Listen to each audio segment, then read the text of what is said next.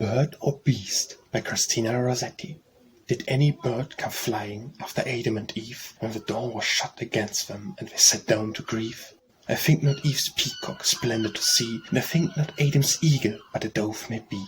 Did any beast come pushing from the thorny hedge into the thorny thistly world out from Eden's edge? I think not a lion, though his strength is such, but an innocent loving lamb may have done as much. If the dove preached from a bough and the lamb from a sod, the lamb and dove, the preachers sent from God.